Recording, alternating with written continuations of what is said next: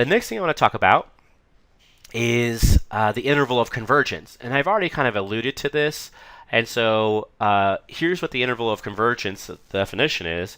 The interval of convergence of a power series is simply the largest interval for which S of x converges. So what we've basically done so far is we've sort of looked at, this is sort of our generic power series, right? We've looked at this one, n equals 0 to infinity of 1 plus x squared plus dot dot dot, and we know that this converges for absolute value of x less than 1 by the ratio test. What we don't know, though, is what happens at the endpoints. What happens when the absolute value of x is equal to 1?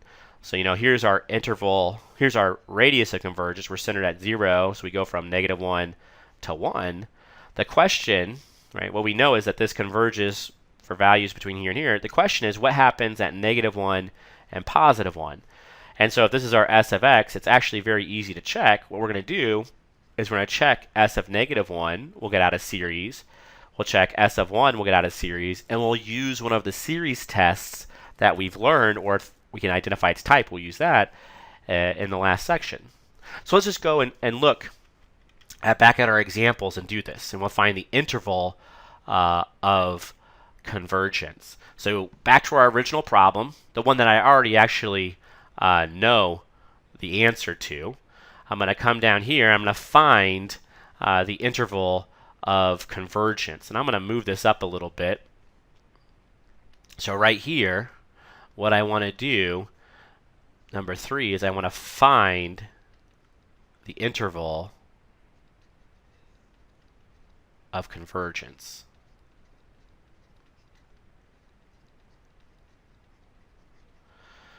So what I know right now is I know this converges for absolute value of x less than 1. So I already drew a picture over here, but I'll interpret that again if you like. So the idea is this is centered at 0, and I know if you go 1 away, you go -1, 1 away, you go +1. So I know it converges for all the values between here. The question that I have is what happens at the endpoints. I need to test these endpoints to see if it converges at the endpoints or not.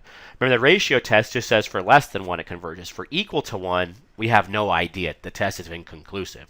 So what we're going to do is we're going to take our series. Now remember, our series here, our S of x, is simply equal to n equals 0 to infinity of x to the n.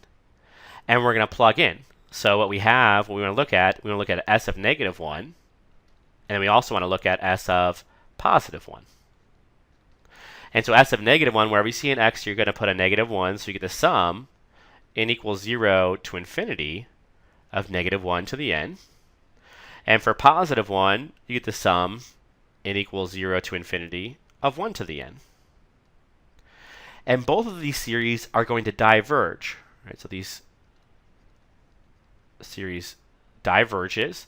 And it diverges by what test? By the divergence test. So you cite a test. You don't have to run it. You can just cite it now. So by the divergence test. This series also diverges for exactly the same reason. You would use by, so it diverges by the divergence test. Therefore what? Therefore, S of x converges on -1 to 1. And you do not include any of the endpoints. So there's my conclusion, and the interval of convergence is -1 to 1.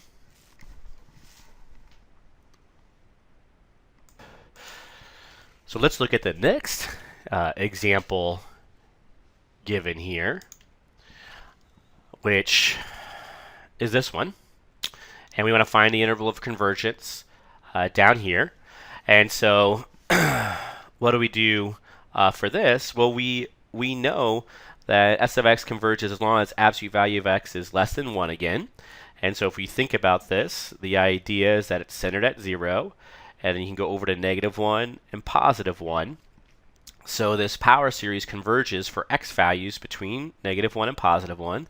And so again, we want to see what happens at -1 and we want to see what happens at positive 1. So I'm just going to plug 1 into my formula here.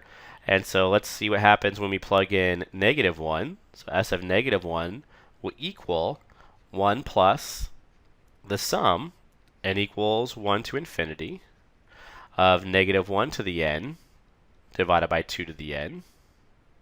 2 times n, I'm sorry, 2 times n.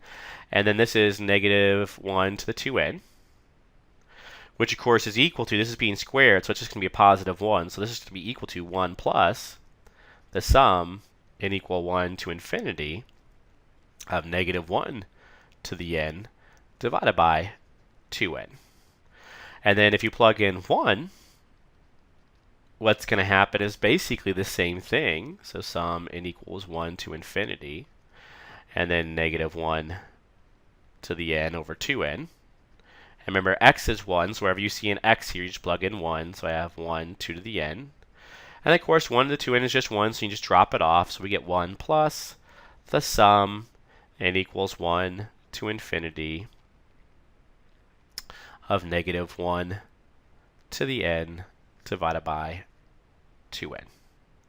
So these are actually the same series, and they're actually both going to converge. They're alternating series, and if you use the alternating series test, you'll see both of these converge. The terms are decreasing, or the absolute value of the terms are decreasing, and they're going to 0.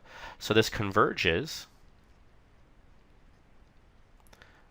by the alternating series test. So alternating series test. And also this one down here converges for the same reason, because it's the same series. So converges by alternating series test.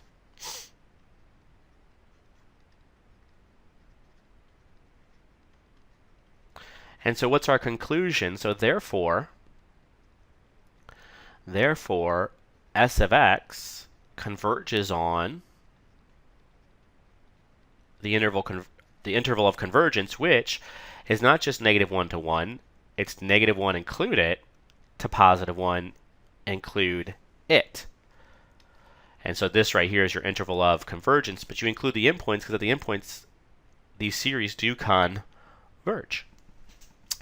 Let's look at the next example. It's actually really easy to do. So remember in this one, we saw the series converges for all x because r was infinity. So we got 0 out when we did the limit, when we did the ratio test, with a ratio test. See, 0 is always less than 1, so it converges for all x. R is equal to infinity. So when r is equal to infinity, this was a series that was centered at 0. When r is equal to infinity, what that means is, you can go out to plus infinity or negative infinity, so it converges for all x. So therefore, the interval of convergence is just negative infinity to infinity. So therefore, s of x converges on negative infinity, the interval negative infinity to infinity. So that one's really simple. When r equals infinity, it's very, very simple to do. And then finally, the last one down here, we want to find the interval of convergence for this one. Now, what we found is s of x converges for the absolute value of x minus 3 less than 2. And so I drew a picture here. I centered at 3, I added 2, got to 5, I subtracted 2 and got to 1. And so I want to see what happens at these endpoints. So I want to look at what happens at s of 1 and what happens at s of 5. So for s of 1, wherever you see an x, you're going to plug in a 1. So I'm going to get the sum n equals 0 to infinity of 5 plus 2n divided by 2 to the n. And when you plug in 1, 1 minus 3 is negative 2, so I get negative 2 to the n. And so this is going to equal the sum, n equals 0 to infinity. Now these 2 to the n's are going to cancel, but the negative is going to remain. So what's going to happen is you're going to have a negative 1 to the n. The 2 to the n's are going to cancel.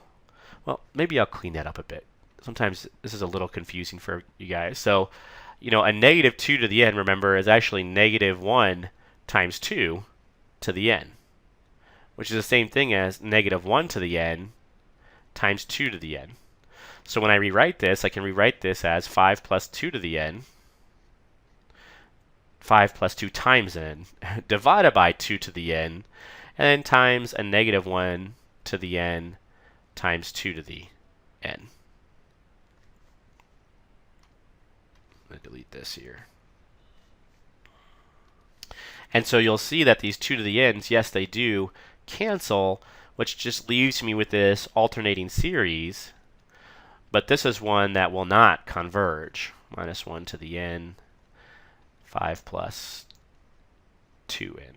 And we'll talk about why that is in a minute. But let's do 5 now. So if you do 5, though, what happens? You get sum n equals 0 to infinity of 5 plus 2n divided by 2 to the n. And then 5 minus 3 is just 2. So you have 2 to the n.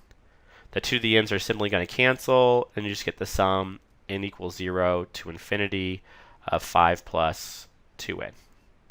And so both of these series are going to diverge, and for the same reason. They're going to diverge by the divergence test.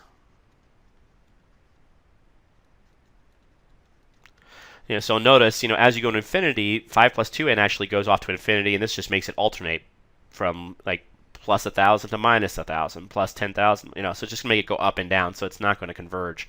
The terms don't converge. The series can't converge, right, by that divergence test. Same thing here. I mean, this one, they're not even going to alternate. They're just going to go, the terms are going to go to infinity. So this one's going to diverge. So sum diverges by the divergence test. All right, so this one diverges by the divergence test, this one diverges by the divergence test, and so therefore we can conclude, therefore our S of x converges on the interval of convergence, which would be 1 to 5, so all the points between 1 and 5, but don't include those endpoints.